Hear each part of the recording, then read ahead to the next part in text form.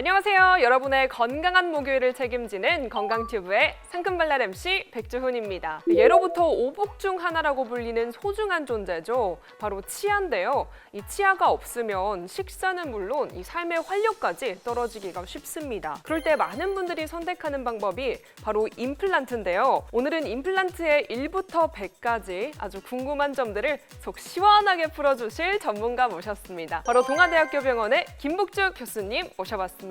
어서 오세요. 반갑습니다. 동아대학병원의 치과 전문의 김복주 교수입니다. 반갑습니다. 네, 임플란트 치료 요즘 정말 많이들 하시잖아요. 사실 치아가 빠지면 선택할 수 있는 방법이 틀니와 임플란트 이 두 가지 정도가 있다고 알고 있는데 요즘에는 좀 임플란트를 더 많이 선택하는 추세인 것 같아요. 근데 임플란트에 대해서 정확히 알지 못하는 분들이 좀 은근 많으시더라고요. 임플란트 정확히 어떤 치료인가요? 네, 임플란트라는 용어 어원부터 간단하게 설명드리면 이게 라틴어에서 비롯된 말이고요. 임은 안에, 내부에라는 뜻이고 플란트라는 말은 심는다라는 뜻이에요.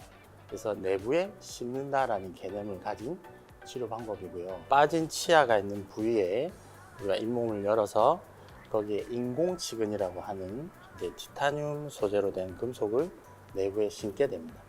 심고 나면 그 위에 지대주라고 하는 기둥을 올리고 나서 그 위에 보철물을 만드는 형태, 그게 임플란트라고 생각하시면 됩니다. 이게 설명이 좀 복잡할 수 있는데 그냥 간단하게 우리가 집이나 건물을 짓는다고 생각하시는 것도 좋을 거예요. 집을 지을 때 보통 우리 집 안에 기둥을 먼저 박아 넣잖아요, 그죠? 그 위에 이제 골격이나 프레임을 만들고 이제 알맞은 형태나 뭐 예쁜 집을 만들든지 그런 식으로 집이나 건물을 만드는 걸로 생각하셔도 이해가 쉬우실 거라고 생각됩니다. 그럼 임플란트 수술은 혹시 다 동일한 방법으로 진행이 되나요? 아니면 이 환자의 상태에 따라서 이 수술 방법이 달라질 수가 있을까요? 환자의 상태에 따라서 너무 다양한 방법으로 시술이 되거든요. 심지어는 같은 환자라 하더라도 위치에 따라서, 이가 빠진 원인에 따라서 뼈 이식을 해야 되는 경우에는 치료 기간이 좀 더 길어지게 되겠습니다. 아니면 이를 뽑았을 때 바로 임플란트를 심는 경우도 있고, 어쨌든 환자 개개인의 상황에 따라서 너무 다양한 방법으로 치료가 되기 때문에 가장 중요한 것은 진단. 본인의 상태를 정확하게 진단을 받고 치료 계획을 세우는 게 중요할 거라 생각됩니다. 이렇게 구조도 복잡하고 또 다양한 수술 방식을 가지고 있는 임플란트에 대해서 낱낱이 파헤쳐보기 전에요. 우리 건강튜브의 친구가 있죠? 우리 교수님도 한번 들어주시겠습니까? 네, 우리 건강튜브의 친구 올드머그에서 댓글 이벤트 진행하고 있습니다. 오늘 주제인 임플란트에 대해서 여러분들 몰랐던 점 댓글로 많이 남겨주시면요. 여기 계신 김복주 교수님께서 댓글도 달아주시고 또 올드머그에서 드립백 세트 많이 여러분께 드린다고 하니까요. 댓글 많이 남겨주시면 좋겠습니다. 그럼 본격적으로 건강튜브 시작해보도록 하겠습니다. 여러분의 건강한 치아를 책임지는 건강튜브!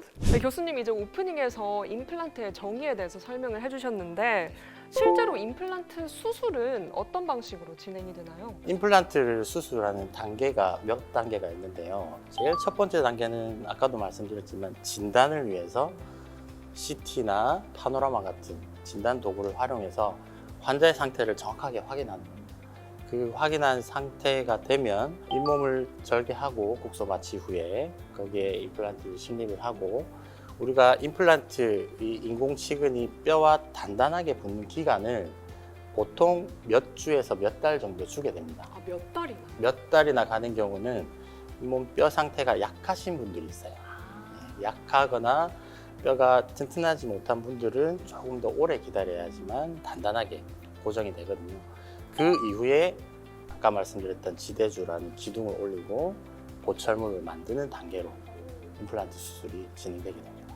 이게 2, 3개월이면 생각보다 되게 긴 시간이 걸리네요. 이거는 평균적으로 2, 3개월이고 더 걸리시는 그렇죠. 건가요? 뼈가 많이 부족한 환자분들 아이고. 그런 경우에는 네.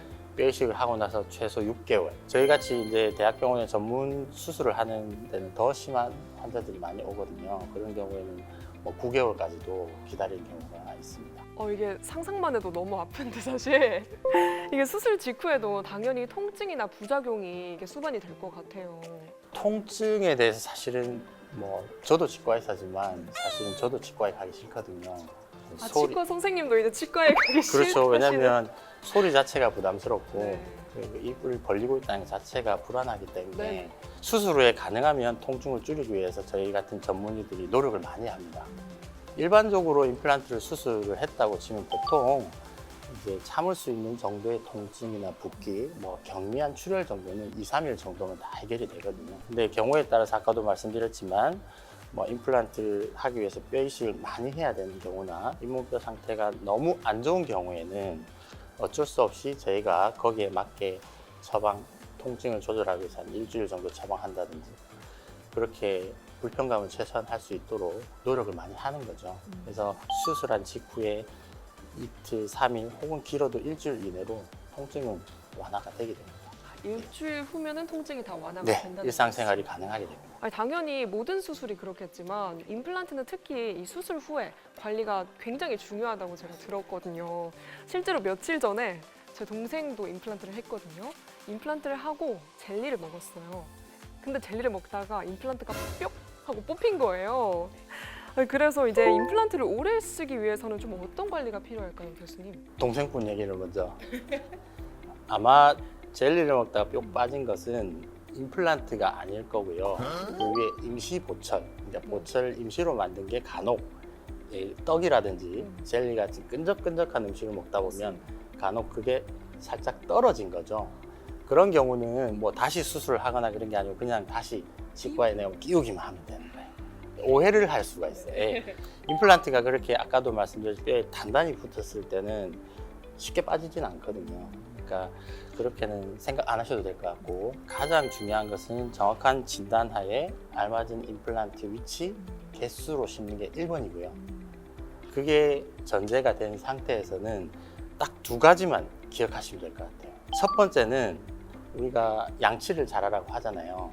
임플란트 보철물 주변에 음식물이나 세균 찌꺼기가 낀 것만 잘 닦아주시면 됩니다. 두 번째는 우리가 딱딱한 음식들, 예를 들어서 찐 쌀이라든지 누룽지 같은 거 혹은 오돌뼈 같은 거를 많이 좋아하시는 분들이나 평소에 이를 악무는 습관을 가진 분들이 생각보다 많습니다. 본인은 잘 모르지만 야간 이갈이 잘 때 본인도 모르게 이를 꽉 깨우면서 이를 가는 분들이 있어요. 그런 식으로 평소에 이제 치아에 가해지는 힘보다 훨씬 더 많은 힘이 가해질 경우에는 당연히 임플란트도 금속이기 때문에 부러지거나 깨지거나 찢어지는 경우가 생기거든요. 세균이 안 생기게 양치를 잘하라는 것 하나, 그다음에 너무 과한 힘이 안 들어가게 하는 것 하나, 그 두 가지만 기억하시면 그 외에 우리가 간혹 이게 치과에 정기검진 하면서 그 두 가지만 챙긴다면 실제로 임플란트는 아주 오랫동안 건강하게 쓸 수 있는 치료 방법입니다.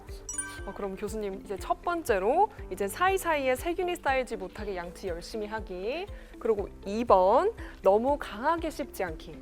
요 두 가지만 잘 지켜줘도 임플란트를 오래 쓸 수 있다는 말씀 해주셨습니다. 그리고 요즘은 심지어 임플란트에까지도 이 등급이나 종류가 다양하다는 말을 들었거든요. 임플란트에도 실제로 고급형, 뭐 일반형 이런 식으로 등급이 나뉘기도 하나요? 네, 사실은 이런 질문을 저도 많이 받거든요, 환자분들한테. 근데 실제로 공식적으로 등급은 없습니다. 사실은 고급형이라는 표현은 이제 임플란트를 개발하는 업체들이죠. 업체들이 본인의 제조 기술이나 좀 새로운 테크닉을 개발했을 때 이게 좀 더 기존의 임플란트보다 기능이 좋다라는, 어찌 보면 약간의 이제 홍보죠. 그렇게 해서 가격이 좀 더 올라갈 수는 있습니다만 실제로 우리가 지금 일반적으로 쓰는 임플란트, 대부분의 임플란트들은 성공률이 상당히 높아요. 그래서 굳이 뭐 고급형만 고집할 필요는 없을 것 같고요. 쉽게 생각해서 그냥 우리 자동차를 생각하시면 좀 좋을 것 같은데요. 큰 SUV를 좋아하는지 아니면 스포츠카를 좋아하는지 다르죠. 그렇죠. 그러니까 본인의 성향에 맞게 기능이 다른 거죠. 작은 차들은 주차도 편하고 조금 관리도 편하지만 패밀리카로 쓰기 위해는 SUV 같은 큰 차가 필요한 거죠. 임플란트도 똑같습니다. 그래서 씹는 힘이 강한 분들, 특히 어금니 쪽에 임플란트 하는 경우에는 좀 더 크고 튼튼한 임플란트를 선택해야 되고요. 앞니라든지 혹은 조금 이게 힘이 약하신 어르신들은 조금 얇고 작은 임플란트를 하더라도 큰 문제가 없거든요. 그래서 등급보다는 환자 개개인 상황에 맞게 적절한 임플란트를 심는 것이 사실은 정답이라고 볼 수 있습니다. 그러니까 이제 등급보다는 개개인의 환자 상태에 맞게 이제 선택을 하는 게 중요하다는 말씀이신 거네요. 아, 그리고 가끔 왜 주위에 어머님, 아버님 보시면 임플란트에 나 실패했다, 막 나 수술 다시 했다 이런 분들도 계시거든요. 어떤 경우에 재수술을 하시나요? 사실은 재수술이란 말 자체가 어감이 상당히 기분이 안 좋죠. 뭔가 잘못됐다는 느낌이고, 실제로 임플란트가 아주 좋은 치료 방법이긴 하지만 몇 가지 이유 때문에 사실은 뼈에 붙었던 임플란트가 이렇게 빠지는 경우가 있거든요. 그래서 전신질환이 있다거나 평소에 양치하는 습관이 잘 안 잡히신 분들은 임플란트 주변에도 계속 세균이 쌓이고 붓고 피가 나고 염증이 쌓이게 됩니다. 그게 오랜 기간 방치하게 되면 아래에 있던 잇몸뼈가 녹게 되는 거죠. 그렇게 되면 우리 보통 자연 치아, 우리가 갖고 있는 치아도 풍치라고 해서 잇몸이 내려가면 흔들리잖아요. 임플란트도 마찬가지거든요. 예, 그래서 관리가 안 된 임플란트를, 흔들리는 임플란트를 제거를 하고 뽑아야 되는 경우에 재수술하는 경우가 많고요. 혹은 임플란트가 부러진 경우에도 임플란트를 제거를 하고 다시 수술해야 되는 경우가 많습니다. 그리고 요즘에 대중교통 타거나 인터넷 하다 보면 이 30만 원 임플란트 광고 자주 보이잖아요. 사실 임플란트를 30만 원으로 한다는 게 이게 믿을 만한 병원인가라는 의심이 가기도 하거든요. 그리고 이 저렴하다 보니까 비용적인 측면에서 혹하시는 분들이 계실 것 같은데 좀 설명해 주시죠. 저희들도 똑같이 광고를 많이 보거든요. 같은 치과 의사들도. 근데 사실은 이 부분을 이제 일반인들한테 좀 설명을 드리고 싶은 부분도 꽤 있어서 좀 표현이 좀 어렵긴 하지만 좀 여러분들이 좀 이해를 많이 해주셨으면 좋겠다는 부분입니다. 왜냐하면 우리가 일반적으로 30, 40 이런 식으로 광고하는 치과들을 저희 일반적인 치과 의사들은 덤핑 치과라고 표현을 하거든요. 덤핑 치과라고 예, 우리가 물건을 사고 팔 때도 아주 싼 가격으로 물건을 파는 거죠. 보통 그런 싼 가격의 특징은 대량 판매죠. 네, 그렇죠. 그래야지 수익을 얻을 수 네. 있으니까. 덤핑 치과들은 특징이 몇 가지가 있습니다. 광고를 과도하게 하는 거죠. 지하철이든 버스든. 그 다음에 치과를 일단 크고 럭셔리하게 만들어 놓습니다. 고급지다는 느낌을 주기 위해서. 그 다음에 또 하나는 환자를 많이 유치를 하고 환자가 많다 보니까 실제로 환자에게 치료하는 치료 계획이라든지 설명을 치과 의사가 직접 하는 경우가 거의 없습니다. 심지어는 수술하는 치과 의사의 얼굴도 못 보는 경우도 간혹 있어요. 마치 공장처럼 치료를 하게 되는 거죠. 이런 특징이 좀 가지고 있고 이런 덤핑 치과가 사실은 문제가 되는 위험성들이 그래서 몇 가지가 있게 되는데, 첫 번째는 가격이 싸다 보니까 살릴 수 있는 치아까지 포함해서 과도하게 발치를 종용하게 됩니다. 가격이 싸다 보니까 여러 개를 심게 유도를 하는 거죠. 그럼 건강한 치아까지 이제 빼서 임플란트를 심는 그런 경우도 있습니다. 그래서 그런 부분에 대해서 저희들도 사실은 많이 우려하는 부분이고요. 또 환자분들은 어차피 가격이 싸니까 이번 기회에 한 번에 여러 개를 하자라는 생각도 들 수는 있거든요. 사실 그런 위험성, 그다음에 걱정 때문에 꼭 이 부분에 대해서는 말씀을 드리고 싶고요. 덤핑 치과의 또 위험성 중에 하나는 전문적인 과정을 거치지 않거나 혹은 임플란트의 치료 경험이 짧으신 분들, 이런 분들이 사실은 수익 창출을 위해서 가격으로 환자들을 현혹을 하는 거죠. 이런 경우에는 실제로 경험이 많고 전문적인 지식을 가지고 아주 치료를 열심히 하시는 다른 분들을 오히려 이분들이 훨씬 더 뭐 싼 가격으로 수술을 많이 하는 이제 역전된 이상한 관계가 발전이 되는 거죠. 아마 이런 경험 해보신 분들이 간혹 있으실 건데요. 자기를 치료한 치과 의사가 다음 달에 가니까 없는 거예요. 치과 의사가 사라지는 거죠. 이직률이 높습니다. 다른 쪽으로 생각을 하면 사실은 본인이 치료한 환자를 책임지는 책임감이 좀 떨어지게 되고요. 심지어는 치과 자체가 사라지거나 치과 이름이 바뀌는 경우가 비일비재합니다. 환자를 많이 대량으로 치료를 하고 이제 치과가 문을 닫게 되는 거죠. 그러면 치료를 받았던 환자들은 갈 데가 없어지죠. 그러면 불편감이나 다른 유지 관리를 다른 치과에 가서 하게 되는 문제가 생기는 겁니다. 그래서 이런 위험성을 조금은 여러분들도 이해를 하시고 알아두셨으면 하는 생각에서 조금 얘기를 좀 해봤습니다. 정말 듣다 보니까 정말 위험하다는 생각이 드는데요. 우리 시청자 여러분도 이런 저렴한 가격에 현혹되지 마시고 저 옆에 계신 김복주 교수님처럼 실력 있는 선생님들께 가시는 거 추천해드리겠습니다. 그래도 이게 수술까지 가지 않도록 평소에 관리하는 것이 가장 중요할 것 같은데요. 이제 일상생활에서 예방할 수 있는 방법은 있을까요? 사실은 임플란트가 아무리 좋은 치료 방법이라 하더라도 기계적인 형태로 만들어져 있는 거기 때문에 자연치보다 좋을 수는 없습니다. 그것은 명백하고요. 제가 오랫동안 이제 대학병원에서 근무하면서 제 환자들을 이렇게 꾸준히 보면서 느꼈던 부분을 통해서 말씀을 드리면 일단 양치질을 잘 하신 게 중요하죠. 그런데 생각보다 양치질을 잘 하시는 분도 있지만 저희가 전문가가 입안을 살펴보면 안 닦인 부분이 상당히 많아요. 구석구석 양치가 네. 다르게 말씀드리면 양치질도 습관이거든요. 우리가 세수할 때도 사람마다 세수하는 방식이 다르잖아요. 양치도 평소에 항상 자기 전에 밥 먹고 나면 똑같이 하거든요.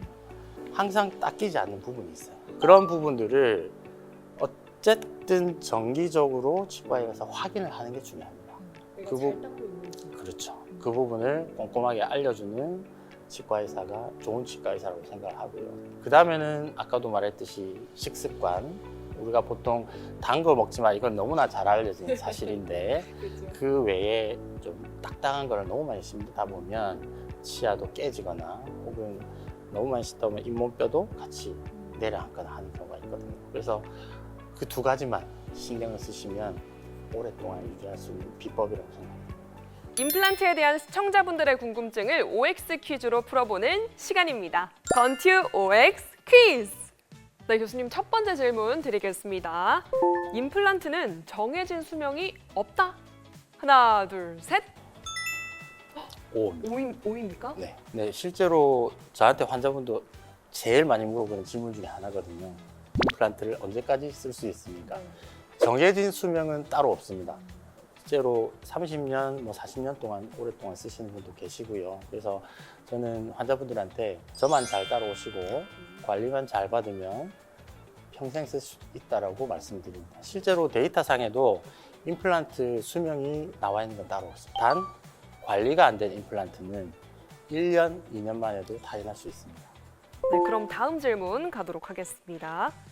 임플란트는 자연치보다 강해서 절대 깨지지 않는다. 답은요? 하나, 둘, 셋. X입니다.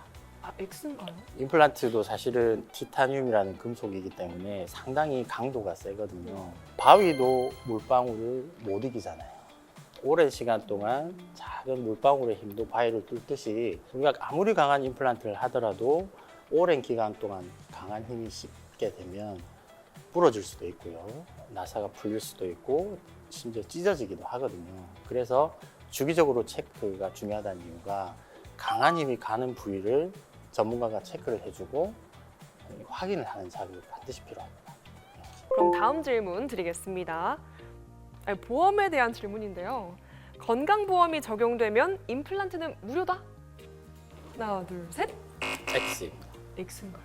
저희 나라에서는 65세 이상 노인분들, 환자분들한테 건강보험으로 평생 2개 정도의 임플란트를 심을 수 있도록 책정이 되어 있는데요. 실제로 환자분이 부담하는 금액은 전체 치료비의 약 한 30%에서 20% 정도라고 보시면 됩니다. 또 하나 기억하실 게 뼈 이식 부분이거든요.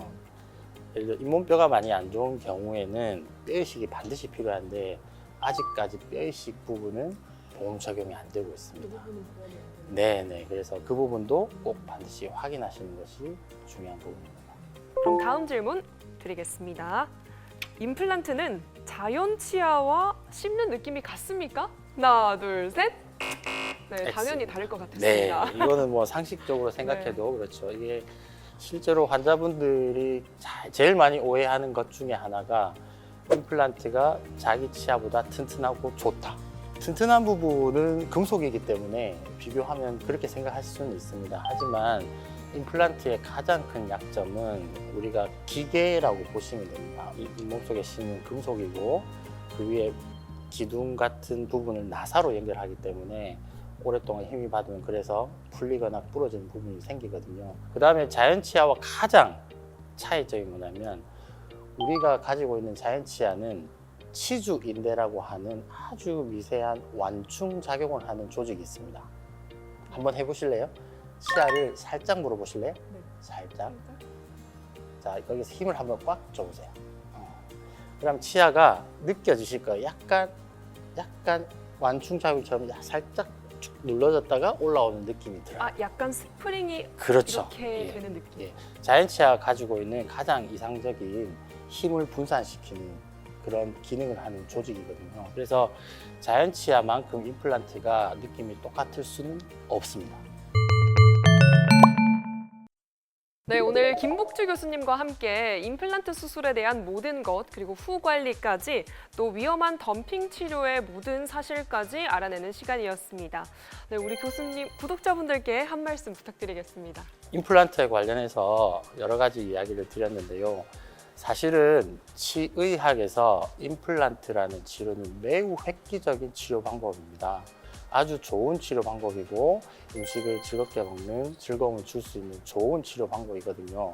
부디 좋은 치과를 선택하고 좋은 치료를 받으셔서 100세 시대에 오랫동안 먹는 즐거움이 여러분과 함께 하시기를 바랍니다. 감사합니다. 네, 좋습니다. 여러분, 임플란트는 우리의 삶의 질과 직결된 치료입니다. 단순히 가격에 현혹되지 마시고요. 이 치료의 질을 보고 잘 선택하셔야 합니다.